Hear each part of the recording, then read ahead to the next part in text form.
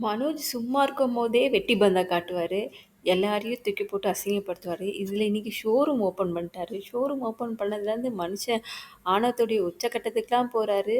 அதுல வேற எப்பயுமே போல நம்ம மீனாவலாம் அசிங்கப்படுத்த போறாங்க. அத பத்தி தான் நம்ம இன்னைக்கு பார்க்க போறோம். வாங்க பார்க்கலாம். ஷோரூம நம்ம விஜயா தான் ஓப்பன் பண்ண போறாங்க. ரிப்பன் இந்த அம்மா கட் பண்றதுனால நம்ம பணக்கார சம்மந்தி வரதுக்காக வெயிட் பண்ணிட்டு இருக்காங்க. ஏன்னா, இந்த அம்மா ஒரு பந்தா, அந்த அம்மா ஒரு பந்தா. 2 பந்தாவும் சேர்ந்துச்சுன்னா, இன்னைக்கு ஷோரூம் களை கட்டும்ல, அதுக்காக வெயிட் பண்ணிட்டு இருக்காங்க. வருவாங்க. வந்த உடனே, "வாங்க சம்மந்தியம்மா, வாங்க சம்மந்தியம்மா" கூப்பிட போறாங்க.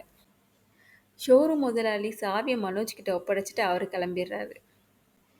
மீனா நல்ல மனசோட மிக்ஸிய ஒண்ணு பர்ச்சேஸ் பண்றாங்க. பர்ச்சேஸ் பண்ணிட்ட உடனே அது பில் போடலான்னு எடுத்துட்டு போறாங்க. உடனே நம்ம விஜயாக்கு மூக்கு வேர்த்துது. "அதெல்லாம் நீ ஏன் ஃபர்ஸ்ட்டு பில் போடுற? என் பணக்கார சம்பந்தி அங்க ₹1,50,000க்கு ஏசி வாங்கி வச்சிருக்காங்க. அது ஃபர்ஸ்ட்டு பில்லு போடுவாங்களா? உன் ராசி இல்லாத கையில ஒரு ஃபர்ஸ்ட்டு பில்லு போடுவாங்களா? அதெல்லாம் முடியாது. நீ போடக்கூடாது." உடனே மனோஜ் வந்து அவங்களுடைய பில்லிங் தான் ஃபர்ஸ்ட்டு போடுறாரு.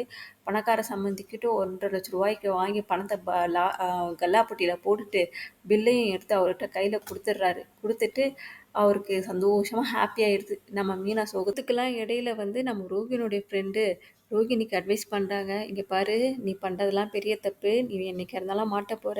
உங்க மாமனார் காசுலயே ஓப்பன் பண்ணியிருக்க. அவருக்கே ஆப்பு வைக்க போறியான்னு" சொல்லிட்டு பயமுறுத்துறாங்க. நம்ம ரோகிணிக்கு வந்து அவங்க மேல கோவம் வந்துடுது. கோவம் வந்துட்டு, "நீ நீ முதல்ல கிளம்பு. நீயே என்னை மாட்டி விட்டுருவ போல இருக்குன்னு" சொல்லிட்டு அவங்கள அனுப்பிச்சிடுறாங்க. அவங்களும் டாட்டா பை பைன்னு சொல்லிட்டு அவங்களும் கிளம்பிடுறாங்க. ஏற்கனவே நம்ம மனோஜ் வந்து பந்தா பார்ட்டி. இதில வந்து கடை முதலாளி வேற. முதலாளி அவருடைய வேலைய காமிக்க வேணாவா? அதனால பழைய இருக்க எம்ப்ளாயீஸ எல்லாம் வயசானவங்களெல்லாம் கூப்பிட்டு, "இதுவரைக்கும் நீங்க வேலை செஞ்சதெல்லாம் போதும். நீங்க கிளம்புங்கன்னு" சொல்லிட்டு அப்பாவி மக்கள கிளப்பி வச்சுர்றாரு. கிளப்பிட்ட உடனே யங்ஸ்டர்ஸ கூப்பிட்டு வேலைக்கு வைக்கிறாரு. இதுக்கு மேல இந்த கடை உருப்படுமா? உருப்படாதான்றது நம்மளுக்கு தெரியாது. டைரக்டருக்கு தெரியும். ஆனா நம்மளுக்கு என்ன மனசுல படுது?